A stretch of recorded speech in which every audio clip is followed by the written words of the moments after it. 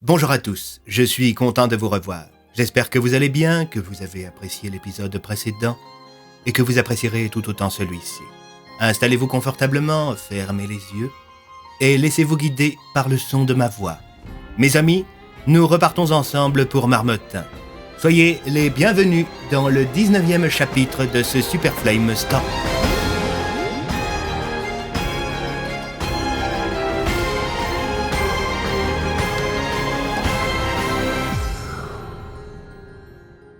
« 19 décembre. Comme le redoutait Bloom, Bennett et Tassier, l'interrogatoire de Sattler n'avait rien donné d'intéressant. Le scientifique allemand fugitif s'était contenté d'alterner des phrases de silence total et de logorrhée sans queue ni tête. Bloom pensait qu'il jouait la comédie, mais Bennett avait une autre théorie. Il suspectait Sattler d'avoir utilisé un sortilège de confusion mentale. Comme ce bon vieux Klaus était, après les propriétaires de Porte, une des personnes les plus érudites, sur Terre en tout cas, concernant les ouvrages magiques, il paraissait évident à Andrew que ce bon vieux Sattler usait et abusait de ses ouvrages pour mener à bien ses petites expériences. Bloom et l'homme à l'étrange porte avaient d'ailleurs entendu, quelques jours auparavant, Contumace et Talion évoquer le fait que Sattler possédait une sorte d'élevage de créatures magiques. Sans doute Boglov et lui avait-il une sorte de base secrète où il conduisait toutes sortes d'expérimentations inhumaines pour tester les limites de la magie. Et Andrew savait qu'elles étaient quasiment infinies, ce qui lui glaçait le sang. C'était justement un des points sur lesquels l'inspecteur Bloom comptait appuyer lors de son interrogatoire de Contumace qui venait d'être amené dans la petite salle obscure. Le chef autoproclamé de la DPA avait mauvaise mine. Cet homme raffiné et hautain n'avait vraisemblablement jamais eu à dormir dans une cellule de sa vie. « Pourrais-je avoir un café ?» demanda-t-il comme si tout lui était dû. « Vous êtes en garde à vue, pas à la cantine, » répondit Bloom. « Si je suis en garde à vue, pourquoi n'ai-je pas le droit à un avocat ou à un coup de fil ?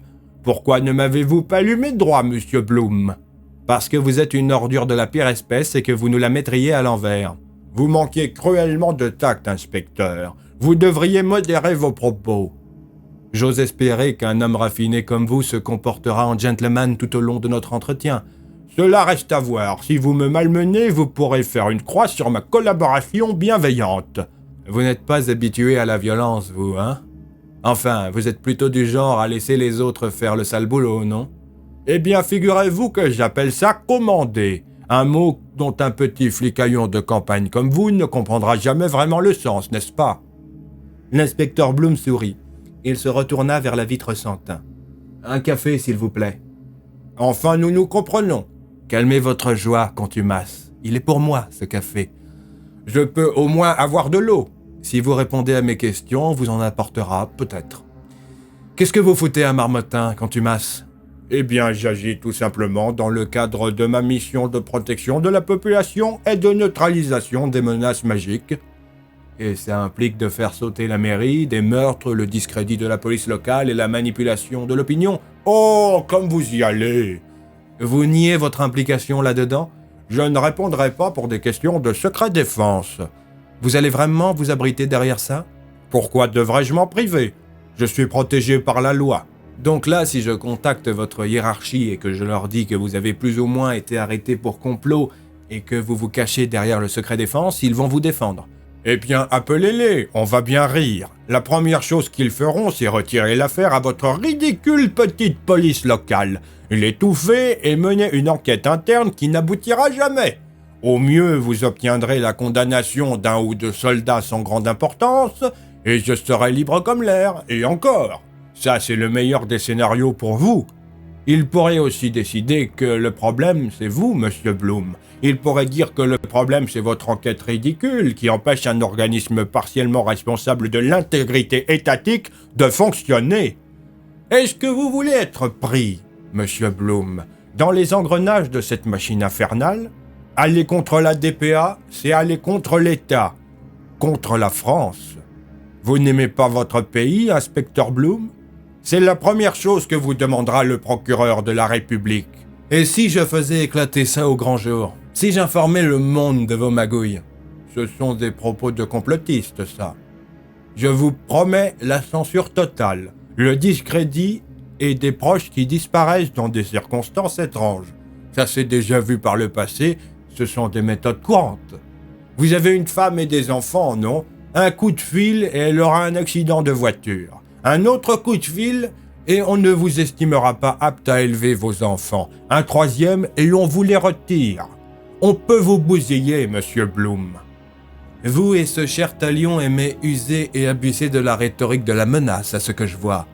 Ce n'est pas qu'une rhétorique, inspecteur. C'est la machine dont je fais partie qui fonctionne ainsi. Une machine à la mécanique bien huilée, une machine froide, violente, résiliente et incassable.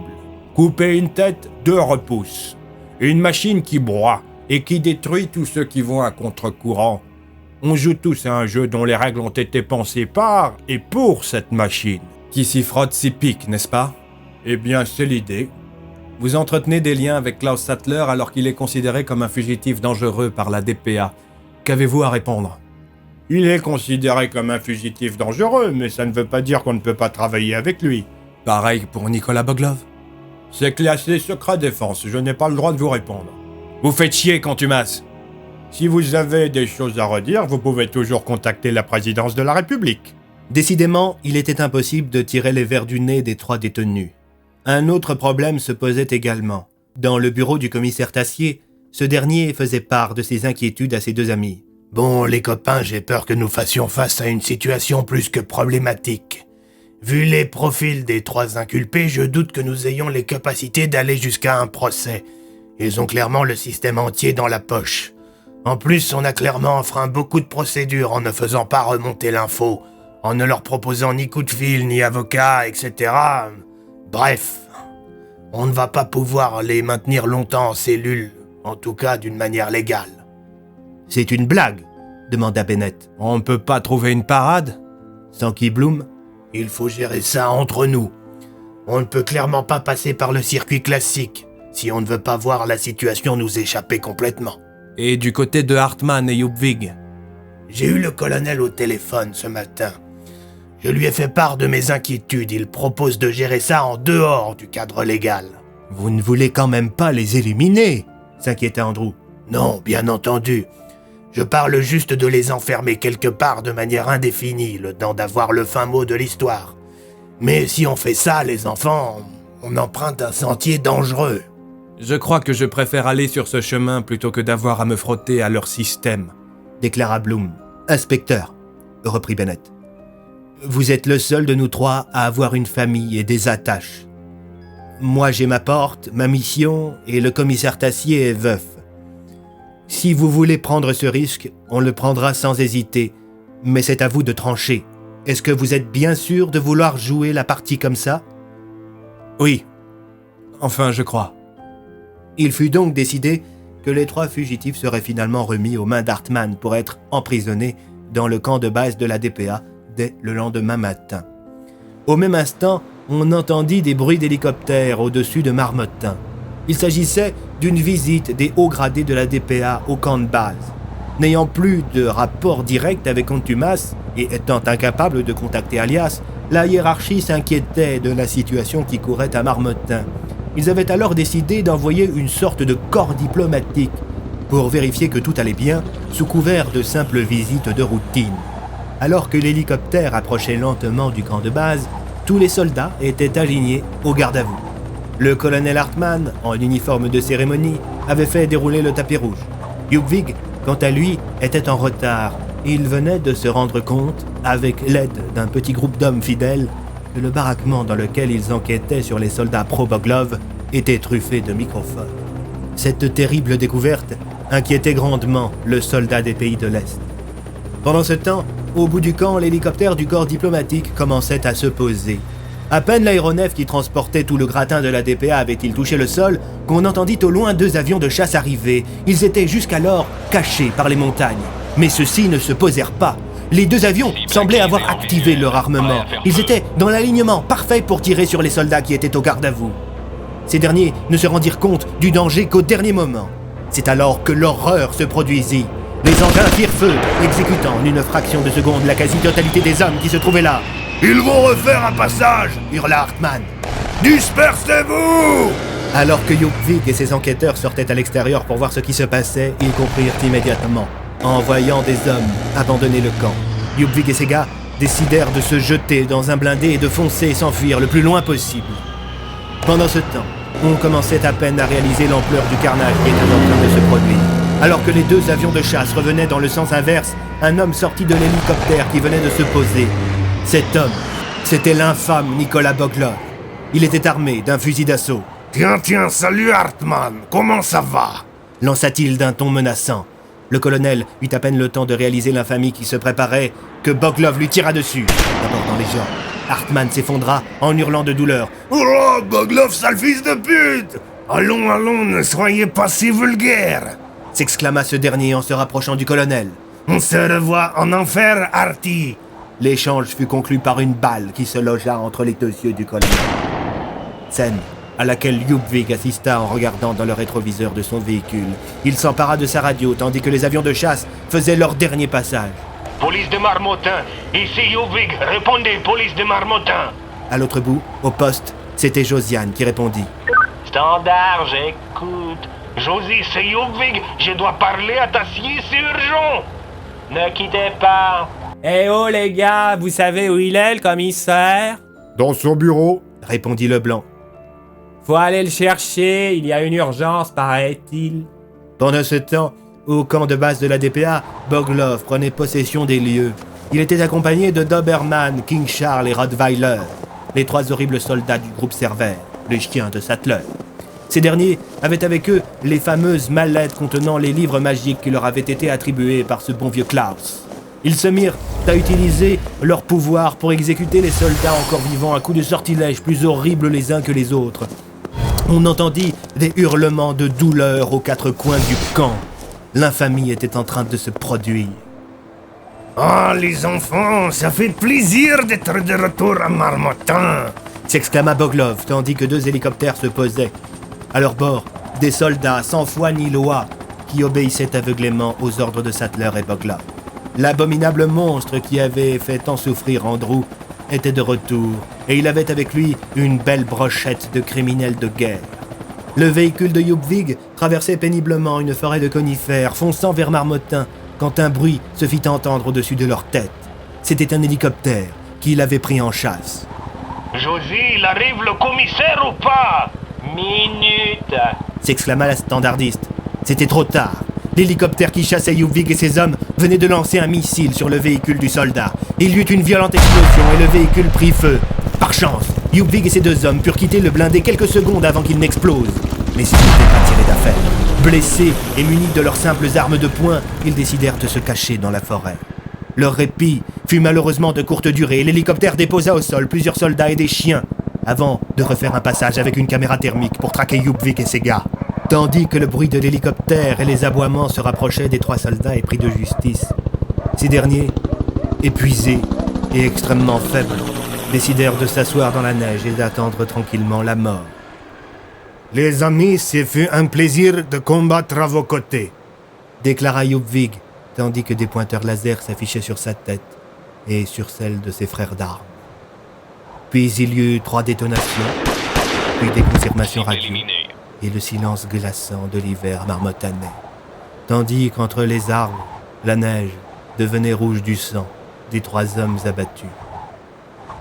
Alors qu'au commissariat, le commissaire Tassier venait à la rencontre de Josiane, la standardiste, chez le lieutenant Fonck, le vieux Oswald était dans tous ses états. La neige est rouge, la neige est rouge, oh non, non, youp, ah. Oswald, calme-toi, mon gars, lui lança Rico tandis que Fonck débarquait. Qu'est-ce qui lui arrive? Je crois qu'il nous fait encore une de ces crises de vision catastrophique. La neige prend feu. Au standard du commissariat, le commissaire tentait de joindre Yupvig par radio. En vain. Vous savez, commissaire, ils ont peut-être changé de fréquence. Lança Josiane. Ça m'étonnerait, la fréquence du poste c'est la seule qu'on peut capter et il le sait. Les autres on peut pas les choper parce que leur matériel est crypté. Je vais essayer de l'appeler sur son téléphone. Tassier sortit son portable de sa poche et tenta de joindre Yupvig. Pas de réponse. Il tenta ensuite de contacter Hartmann. Pareil. Est-ce qu'il y a une patrouille de la DPA dans le secteur? Demanda Tassier. Non, je crois qu'ils avaient une sorte de parade militaire aujourd'hui. Sont tous au camp de base. déclara Leblanc. Soudain, le poste radio de Josiane se mit à grésiller. Police de Marmottin, ici camp de base DPA. Répondez, police de Marmottin. Ici le commissaire Tassier, j'écoute. Le colonel Hartmann vous informe que d'ici demain, on commencera à déployer des gars pour sécuriser le bureau de vote en vue de l'élection. On a choisi de faire ça au collège de Marmottin dans le bâtiment 2. Est-ce que ça vous convient? Eh bien, je n'y vois pas d'objection. Parfait, alors. Au fait, le sergent Yupvig a tenté de me joindre. Ah, c'est possible. Il est actuellement en réunion avec le colonel. Vous voulez que j'aille le chercher? Non, c'est bon, laissez tomber. Dites-lui juste de me rappeler quand il sera disponible. Entendu, vous nous amenez toujours les prisonniers demain? Oui, si ça joue pour vous. Vous savez, on peut venir directement les chercher avec un de nos véhicules. Entendu, mais je demanderai à mes gars de vous escorter, on sait jamais. Oui, c'est plus prudent. Je pense que le colonel n'y verra aucun inconvénient. Bonne journée, monsieur Tassier. Bonne journée. Le commissaire Tassier ne s'en doutait pas, mais il venait de s'adresser à Doberman, un des soldats illuminés qui servait Sattler. La petite machination de Boglov était diabolique. Il avait réussi à faire croire aux policiers que les soldats qui se trouvaient à Marmottin étaient toujours sous le contrôle d'Hartmann et Yupvig, alors que leur corps sans vie était allongé dans la neige. L'étau était en train de se resserrer, l'intrigue d'accélérer. La gueule du loup commençait à se refermer et il ne faisait aucun doute que les crocs de Boglov étaient acérés.